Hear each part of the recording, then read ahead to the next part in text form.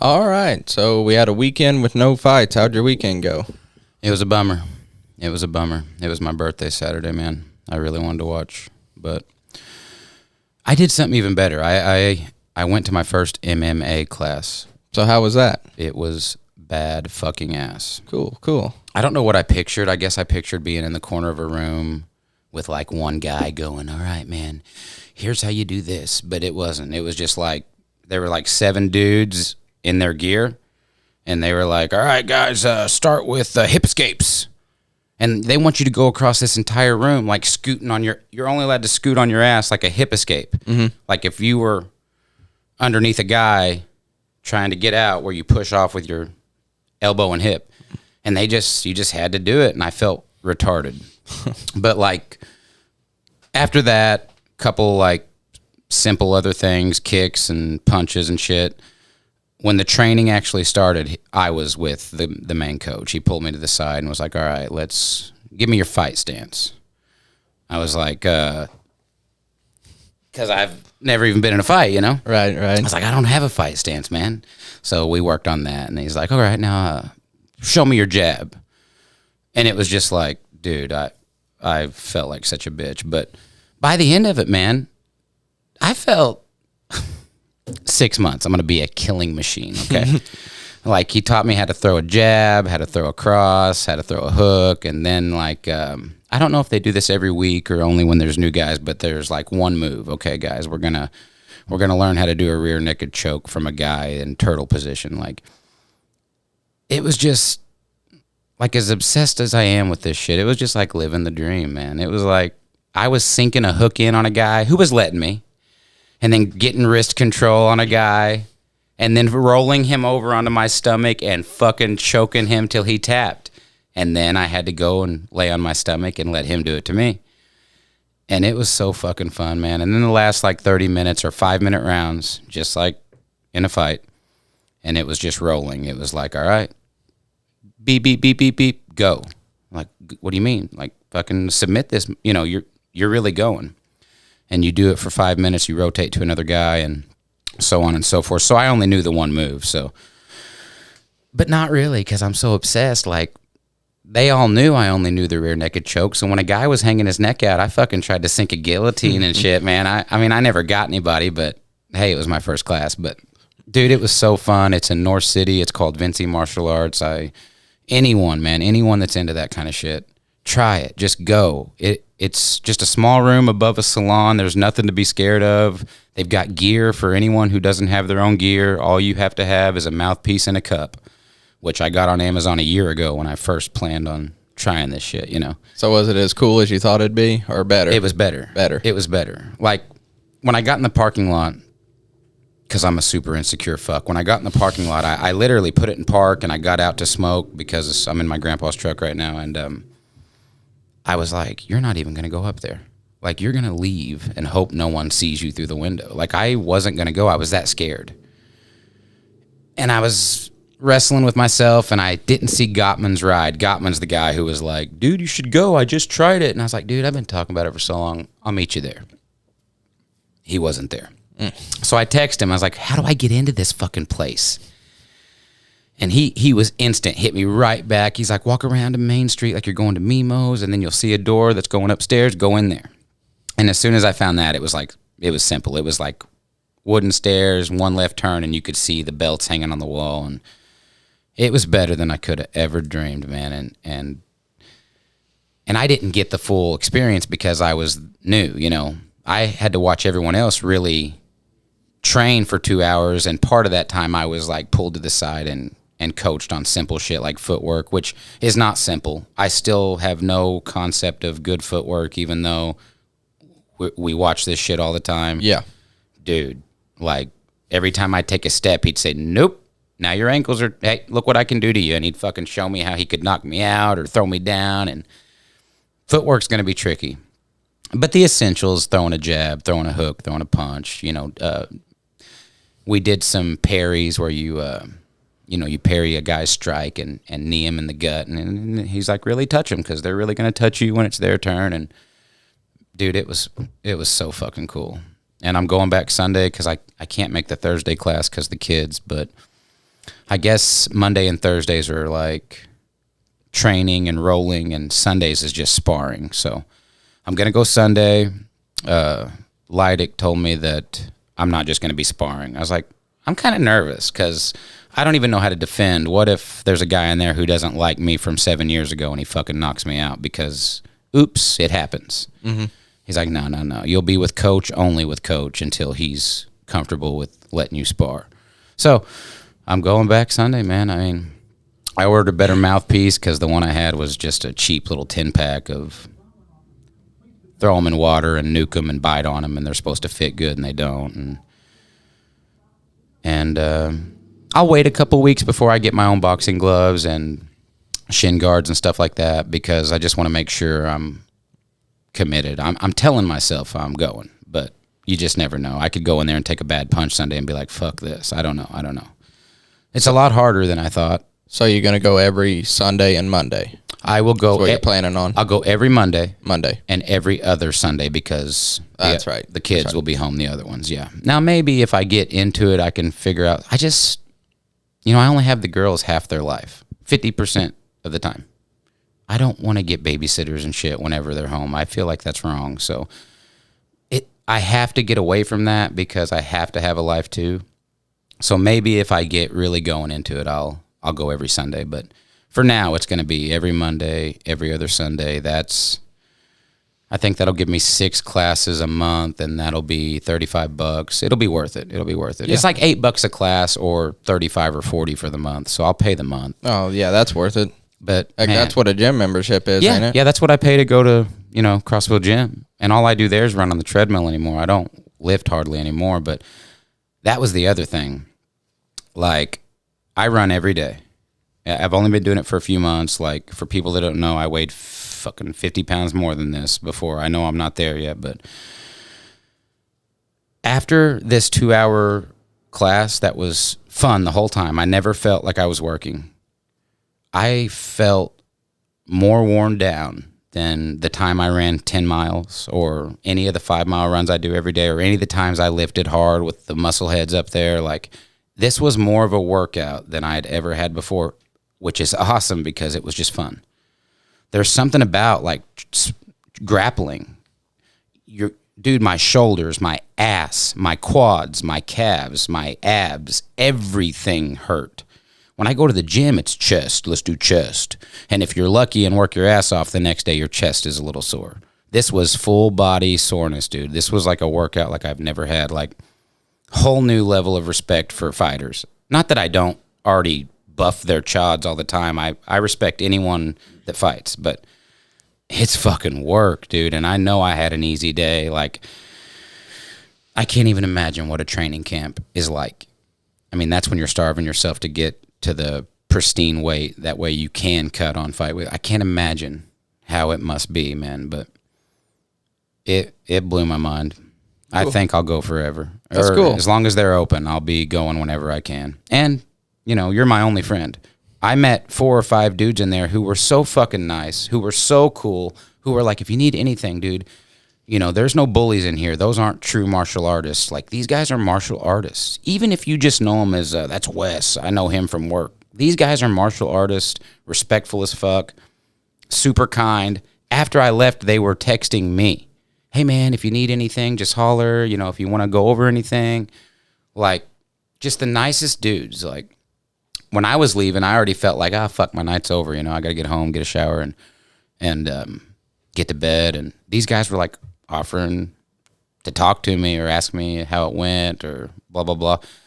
Just a super nice group of dudes. And I didn't meet them all. There was only 7 or 8 of us, and I guess there's normally, 12 or 13 that show up for class. But, I mean, they'll get you a fucking fight. Like, I asked Coach, I was like, is it as simple as saying I want to fight? And he said, pretty much. He said, I know so many promoters, and, I mean, those guys fight.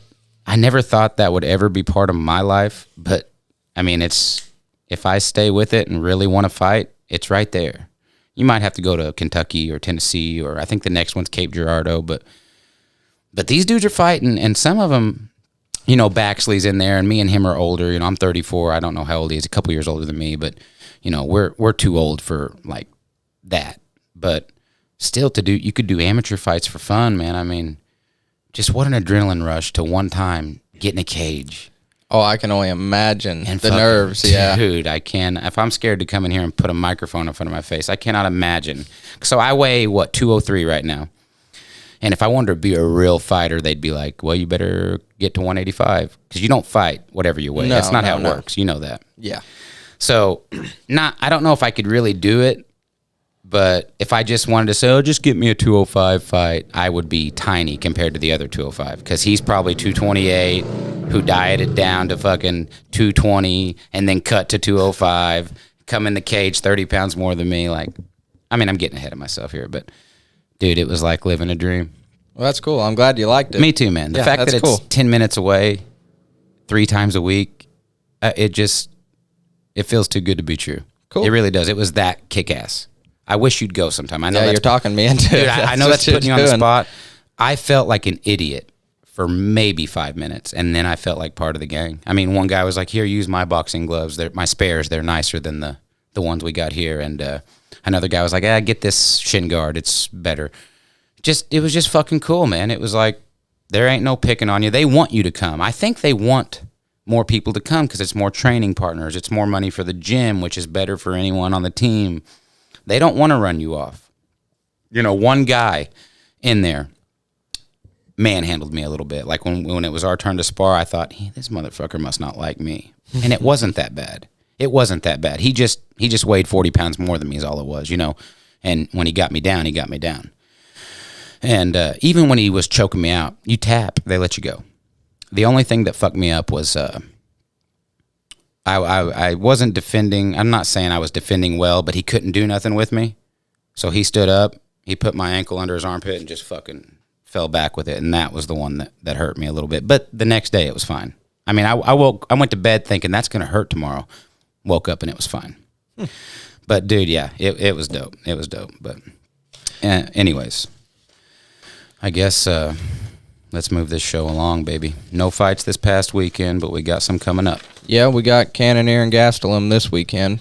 Yeah, not a big card. No, not a big card, but the main event's good. Oh, I'm excited for several of them. I know you are too. Oh, yeah. Brian Boom Kelleher on the prelims. William Knight, who I like from the Dana White Contender Series. Clay Guida's on the card. Co-main, baby. Yeah. Clay Guida, yeah. He'll be dancing around. Parker Porter, I remember he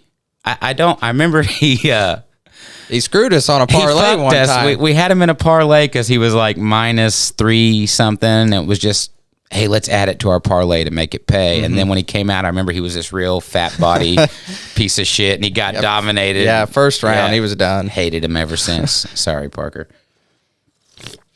But, okay, Cannonier Gastelum. What's going down, my man? Man, I think it'll all come down to if Cannonier can stop the takedown, he wins. That's my I've never seen Gastelum wrestle very much. I know that's his last fight with Ian Heinich. I noticed he used it very hard. He did. Yeah, because he knew he was in a must-win situation. His last fight before that was whenever he got ankle picked in a minute and a half by Jack Hermansson. Yeah, that's right. And he lost to Robert Whitaker. Yep. Yeah, so, but that was a short notice fight. It was, yeah. And losing to Whitaker is not really a big thing. Is this him taking a short notice fight? No. He's not filling in for Costa? That was the Whitaker fight. Costa backed out of this, but it was a while back. Okay. Yeah, because Costa and Cannonier were Costa backed supposedly scheduled to fight. So this is the second fight in a row Gastelum's filled in where he didn't, choose. For Costa. Yeah, for Costa. Because Costa was supposed to fight Robert Whitaker. That's right. So I'm not going to hold those against him. Like his last loss, in my opinion, was Hermansson. Yeah. But so Cannonier's this big-bodied. Used to be a heavyweight. Big afro, big-ass cannons, knockout machine. Izzy's been calling him out for like a year. I think that's to try to build him up. I think Izzy likes him and wants to put a little shine on him, but knows he'll smoke him. Yeah, I think so. And then Cannonier had a misstep, man. He got dominated by Whitaker 5 to... It was 3-0. Was it 3-0, not a main event? It was a co-main. Okay.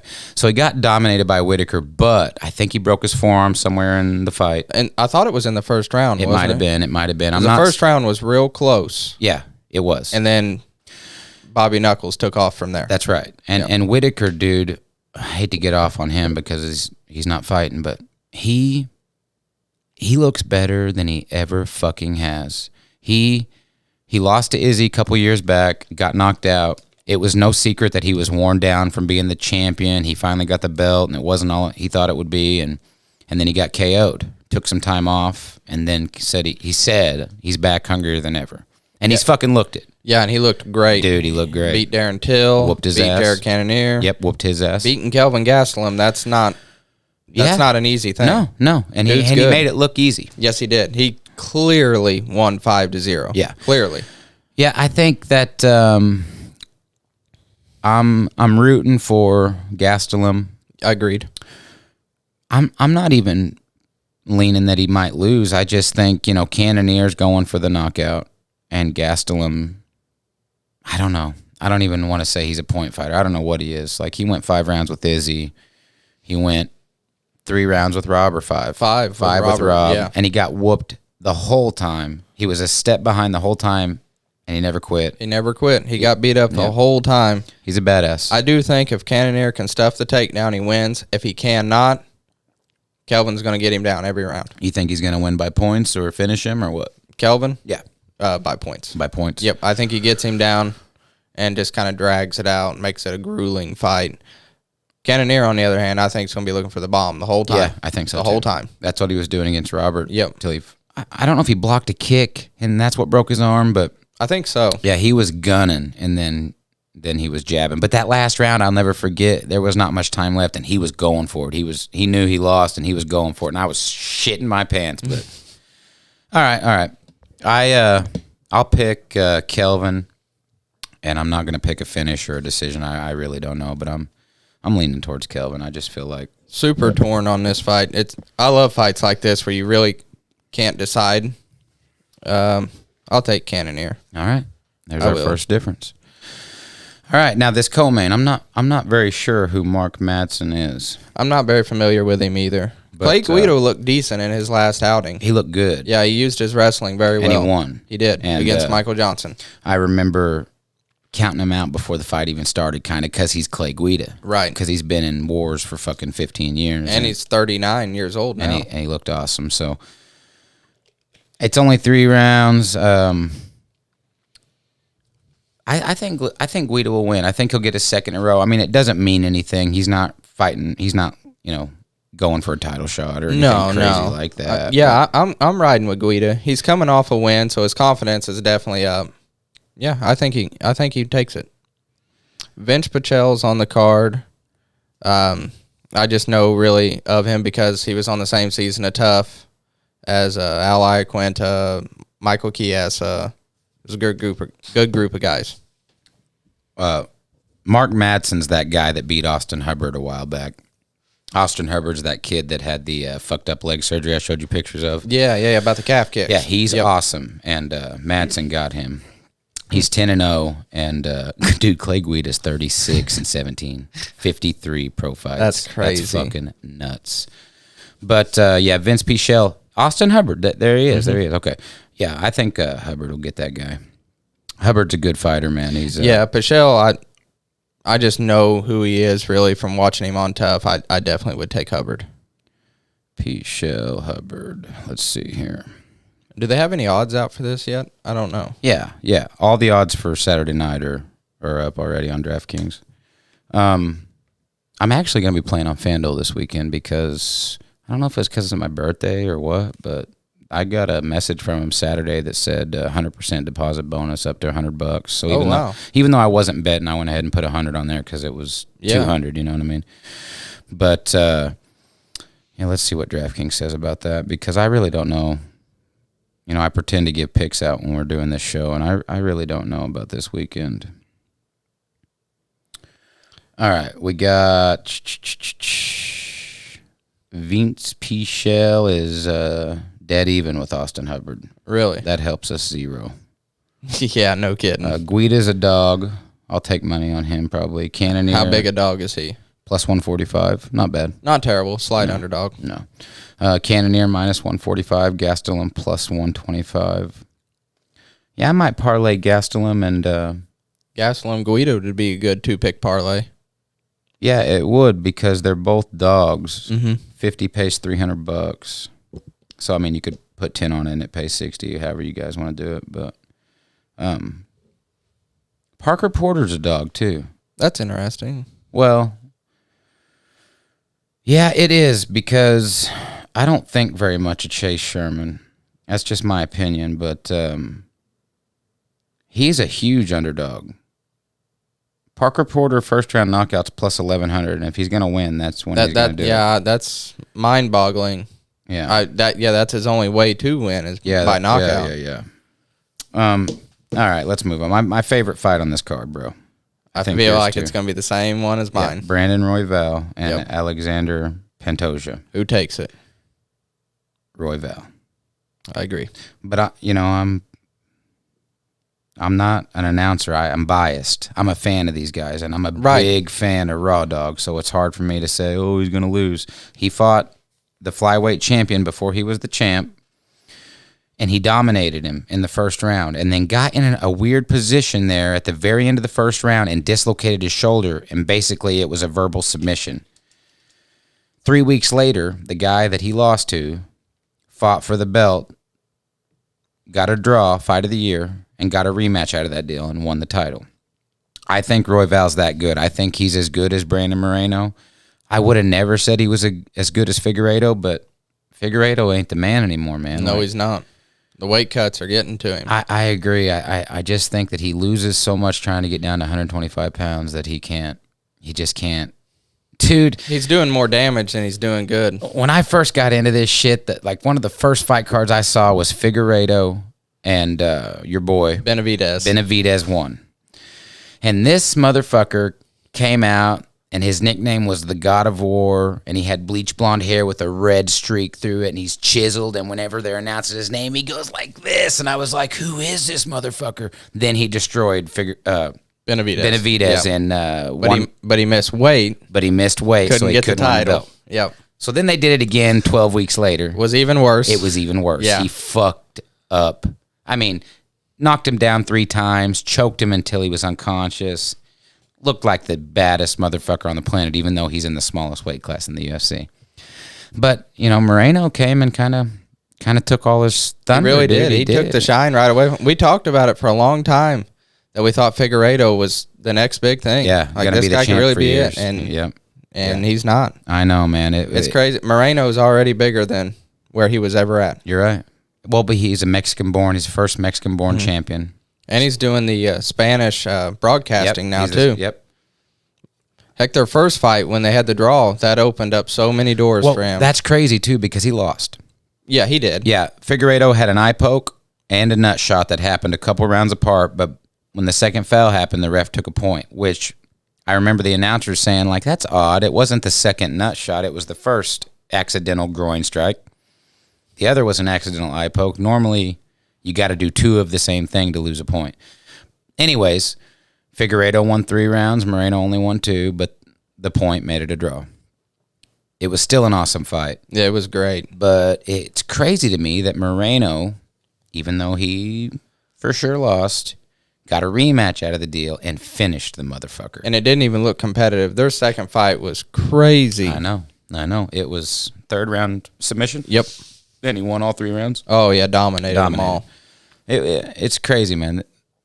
It's just crazy. I mean, fuck. Whenever we talk about Rousey losing her belt to Holly Holm and shit like that, to me that feels like it was 20 years ago. But really it was 5, 6 years ago. Like the way this thing changes is it moves so fast. Insane. Yeah. I thought Figueiredo was going to be the king, double champ, like flyweight, bantamweight. And just like that, it's over. Maybe it's not over. Maybe he wins his next fight, gets a title shot, but I don't think so. I don't think he'll ever fight at 125 again, unless it's a big money fight with Moreno trilogy. I really hope he doesn't. I do too. I just assume see him go ahead, go on up to 35. Yeah. Fight Cody No Love or one of these names. Anyone, yeah. Yeah. And, I mean, Sugar Sean Figueiredo. exactly. Bro. That's exactly what I was getting ready to say. Bro. Start calling out Sugar Sean. Yeah. You're a former champion, moving up. You're a badass. Bad motherfucker. Start calling him out. I agree. Pantoja, though, is no joke. No, he's not. He's no joke, and it's going to be a good fight. I don't think it'll go the distance. I love betting these flyweight fights not to go the distance. Now, I don't mean every flyweight fight. I just mean when it's these fucking finishers, these submission artists, these... I think there's been more flyweight knockouts in the last 3 months than I've seen the first year I watched. I don't know what's happening. You know, knockouts have nothing to do with strength. It's speed plus accuracy. Who's faster than the smallest guys in the UFC? I mean, they can finish. I think betting that fight not to go the distance or under 2.5 rounds, if that's the choice. It might be 1.5. I hate when they do that, but yeah, I know. I think that'd be a good bet this weekend. It's 2.5. Under 2.5's plus money. That'd probably be a good bet. Yeah, if you mix that with Clay Guida and Kelvin, pro. So what does that come out to? 50 pays $700. And that's not that far-fetched. That's not unrealistic. Clay Guida could fuck you because, like you said, he's 39 years old, and we don't know a lot about Mark Madsen. Here's one thing I found out from Google after we got done talking about him. He's 10-0. Maybe that's nothing. Maybe that's 10 guys from the St. Louis circuit. You know, you never know with these guys, but look at Cyril Gane. Crazy. 9-0 and looks like the baddest motherfucker on the planet. So I know. You never know. I watched that fight again the other day, and the more I watch it, the more I'm sold on this guy. I didn't. It's not that I didn't think there was anything to see. It bummed me out so much. Just Derek looking like that, man. It bummed me out so much. But Francis Gane is going to be big. Oh, that's going to be huge. Maybe not big sales. Maybe the casuals won't love it. It'll be big to a hardcore fan. Fuck yeah. Like, this is great. Dude, a lot of the guys that have been on Ngannou's nuts this last year are talking like Gane's going to beat him. Yeah, almost everybody is saying that Gane will pick him apart. Yeah. There's been so much talk about it. Francis let a little clip come out that said he knows who his daddy is, like talking shit. Francis don't talk shit. No, he's never. a nice, super nice, laid back Frenchman. But I was watching Schaub, and Schaub even thinks that Stipe poses more of a threat than Francis does. To Gane? Yeah. Really? Because he'll mix in wrestling. That's true. Mm-hmm. But maybe Francis will too. You never know. Like the best thing that ever happened, the worst thing that ever happened to the heavyweight division was when they watched Francis defend Stipe's takedown. Yes. Because just a couple years before, Stipe took him down and laid on top of him. And like I told you, I almost felt bad for Ngannou. That Stipe and Ngannou won. So I wasn't a fan then. So all I've ever seen was the fight. The fight, Francis is laying there like he's dead, like in the third round, can't move, out of breath, and Stipe's just, don't even look like it hurts. Just boom, boom, boom, boom, boom, boom, boom. Motherfucker looked pitiful as fuck. Okay? Get into the sport, get obsessed, start watching the old press conferences and shit, and I saw this whole Francis thing where they were kind of pegging him as the new champ before it was. He was a real cocky fuck, wearing sunglasses at night type shit, going, I'm a champion, and shit like that. It really turned me against him. So in hindsight, when I watched Stipe fuck him up, I love it. I love it. And I watched all this right before the Stipe Francis 2. And I was on the Stipe train big, dude, big. Oh, yeah. I never liked Stipe because he fucked DC up, and I love DC. Well, yeah, when he stopped that takedown, I think all of our... Oh, I remember the whole room just went quiet because we all knew then. Like it's over. Air got sucked out of the room. And it wasn't long. No. It didn't take long after that. He landed that one, and then Stipe hit him with a real good one and didn't do nothing. And then he fell back on his leg. Man, you knew he was... It was sad. It was sad. So real bad. I'd seen the odds even have Gane as the favorite. Really? Mm-hmm. Really? Yep. That seems like... I seen a thing come across my Facebook earlier where the odds were already putting Gane as a favorite. See what I mean? This sport's crazy, dude. And Ngannou is like just destroyed the heavyweight goat. Fucking annihilated him. And Gane, okay, Francis is the favorite again. Oh, it's back to him. Francis is minus 115. Gane is minus 105. So they're dead even. They're dead even. Because I seen a thing come across my Facebook earlier, and I don't know where it was at, but they did have Gone as the favorite. They even got odds for Ngannou Jones. Who do you think's the dog? Ngannou. Jones. Really? Plus 150. Oh, I think Jones wins that. I hope so.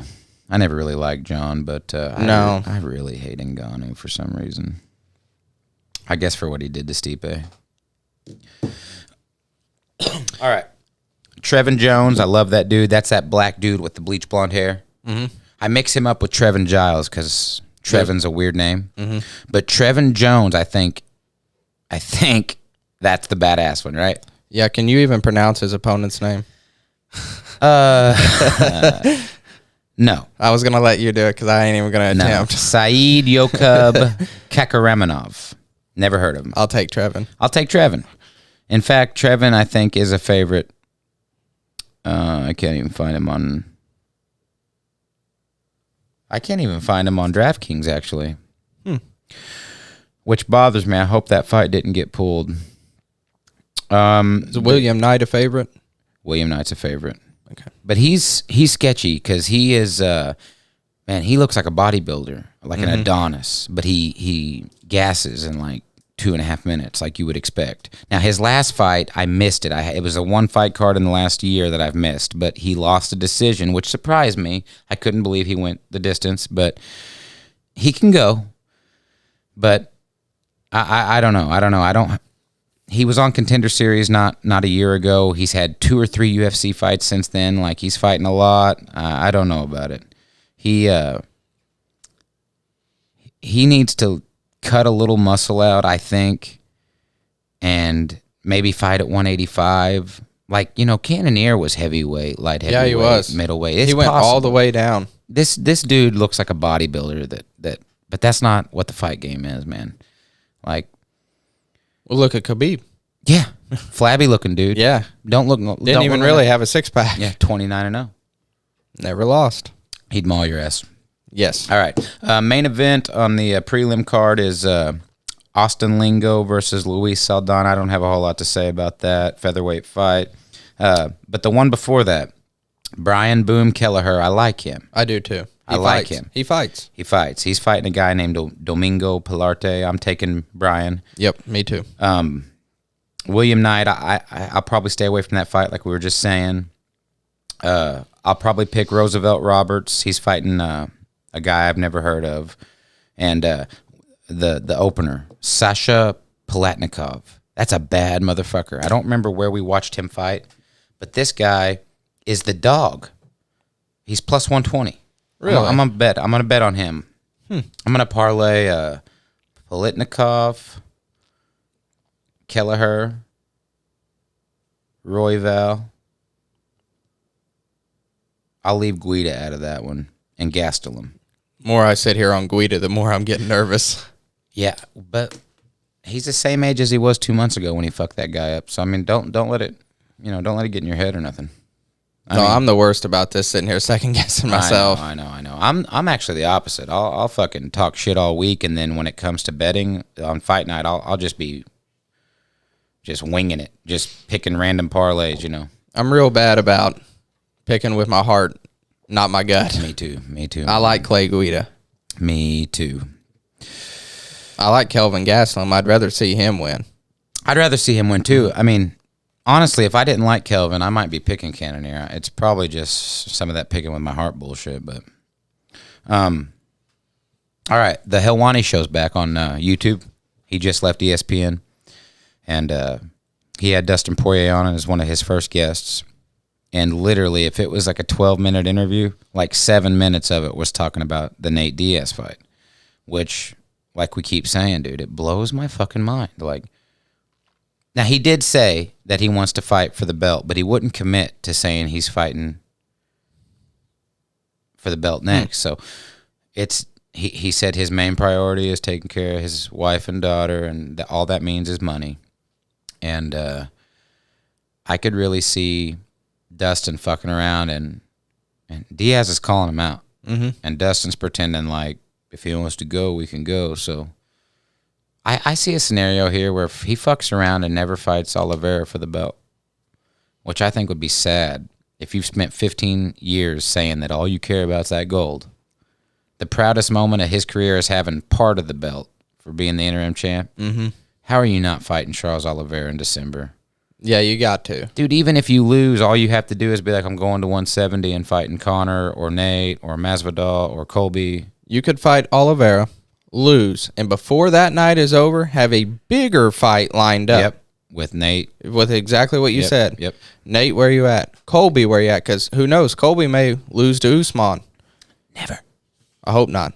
I hope not, too. No, I hope not. November 6th, I think, is when it's going down. Yeah, so that fight will have already happened, so we don't know. Yeah. You know, let's just say he does lose. Hopefully not, but say he does. There's that option. There's always an Nate Diaz option. Right. You could have a bigger fight lined up than the one you were just in. Right. But if you get the belt, if all you care about is the money, which I get, if you get the belt, you get the points, the pay-per-view points. Like, get the belt and tell me a guy in the top 5 that should scare Dustin.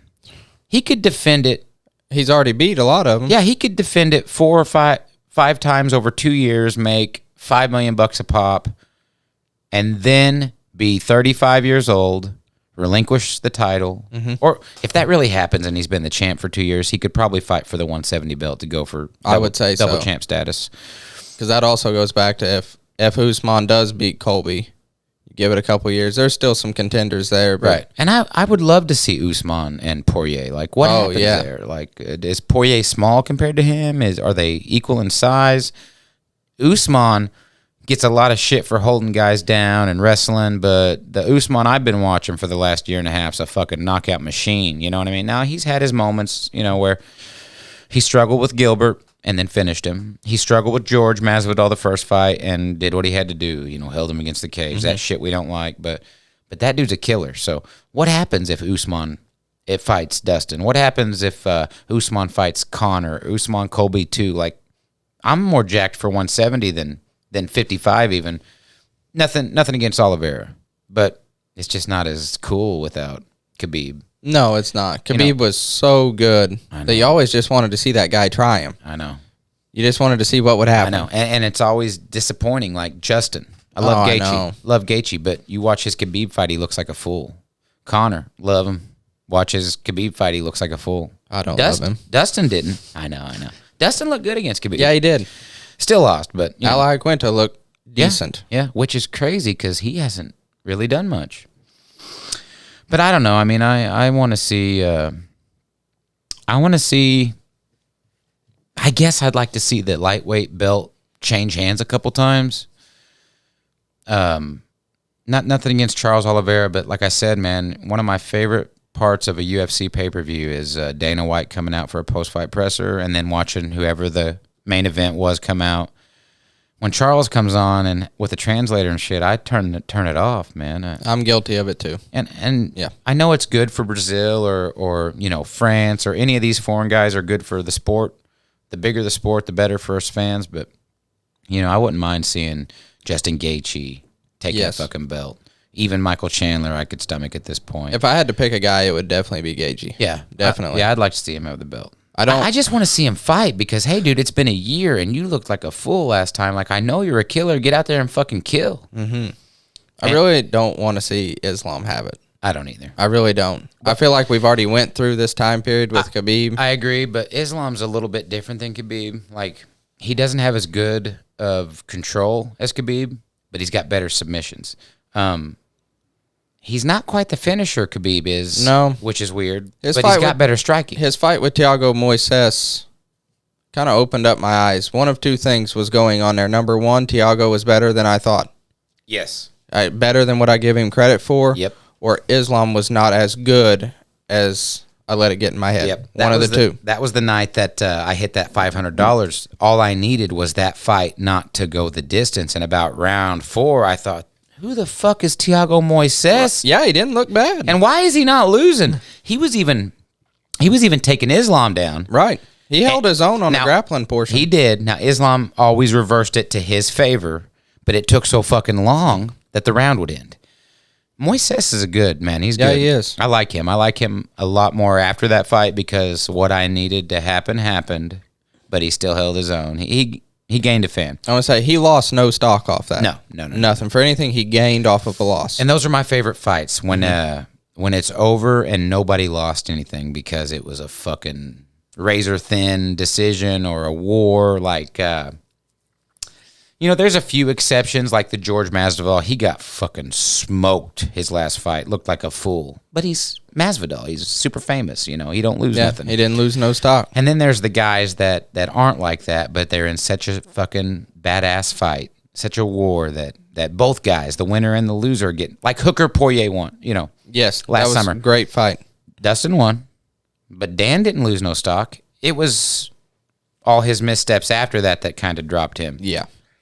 Well, Brandon Moreno, we were just talking about him. Yeah, I mean, he gained popularity from a draw because he outperformed what his expectations. Yeah, this was we all expected a first round finish for Figgy. Yeah, we were all just betting finish by Fig. Yep. But yeah, like fourth round, I just remember looking at each other like, what the fuck's going on here? Mm-hmm. Who is this guy? Yep. And I like him. I follow him on everything. I'm one of his biggest fans now. And when he beat Raw Dog last year, I hated him for it. I was like, what kind of fucking nickname's the Assassin Baby? I shit on him every chance I could because I liked Brandon Royval. Now, Moreno he's a superstar, man. When he won that belt, he went back to Mexico to like full stadiums of fans coming to see him because he was a Mexican-born UFC champion. Like, it was a big deal.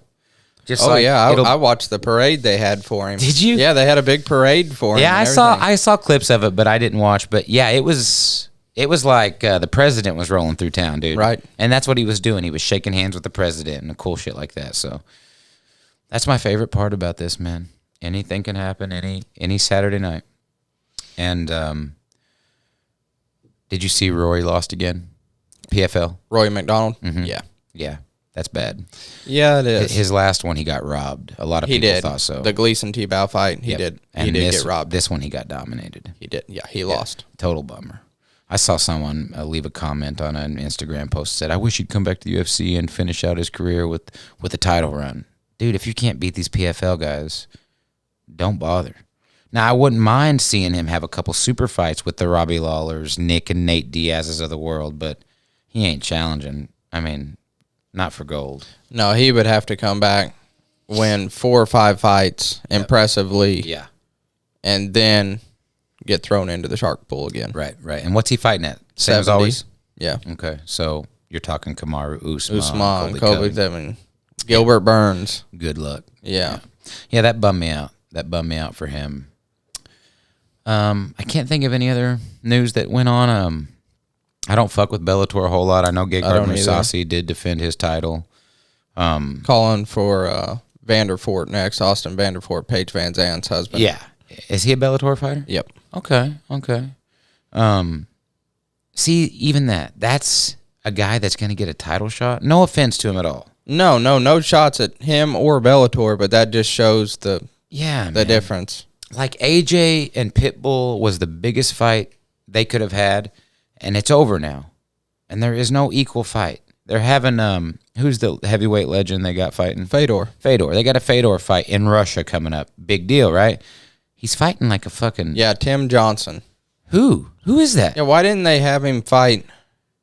I don't know, Josh Barnett or somebody that's at least a name. Anybody. Yeah. Fucking let Yoel Romero move up. Fuck anybody. Anyone that's a name. I'm not. I don't know. I used to just shit on him because of the stupid fucking name, Bellator. But now it's like, it's just the production is not as good. The cage is not as good. The commentary, I know you love that one old boy. I can't think of his name. Oh, John McCarthy. Yeah, I like John McCarthy. I do too. I liked him as a ref. I loved him as a ref. Not as much as a commentator. The commentary is boring, dude. Like, one of the top posts on UFC Reddit right now is some viral knockout from Bellator the other night, some vicious knockout. And the whole point of the post is listen to the announcers and how boring this shit is. Like, the Anik and Rogan would have went apeshit for this. And it's just them, like, being real mundane during a moment where they should be fucking hooting and hollering. Like, dude, they need to change the whole presentation. Getting the Showtime deal was huge. because I wasn't watching them when they were on Paramount Network. I've tuned in a couple times on Showtime, but dude, those motherfuckers put me to sleep. I mean, even just the walkouts, it's like, god damn.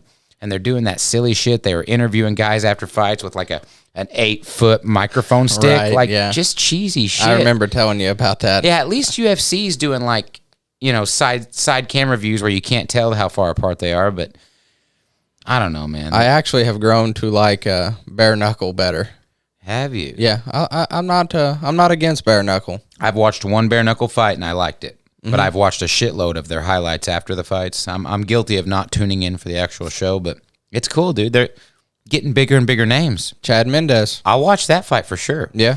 Now, the first event I watched kind of threw me off because I expected mixed martial arts, and it's boxing. Yo, it's straight There's up no boxing. kicking, no takedowns. It's no elbows. It's boxing. And their hands are wrapped. Yeah. It's not just a street fight in there. And once I got used to it, I thought it was cool. But now what Masvidal's doing, Gamebred FC, or I can't think of what it's called, but he's doing bare knuckle MMA. I'm excited to see how that turns out, dude, because it's going to be, hey, elbows, knees, fucking takedowns, subs. It's going to be everything. That's launching soon. That'll be hopefully that takes off.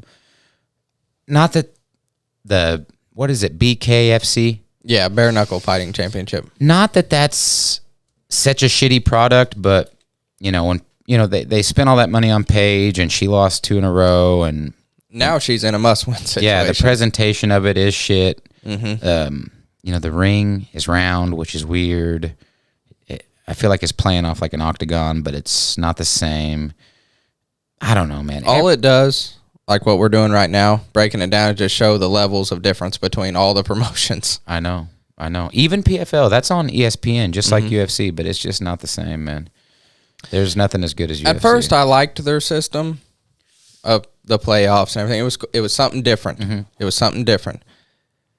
But then when Roy really didn't lose, but the judges said he did, to Gleason Tebow, he lost, but got to advance because he had enough points. Right.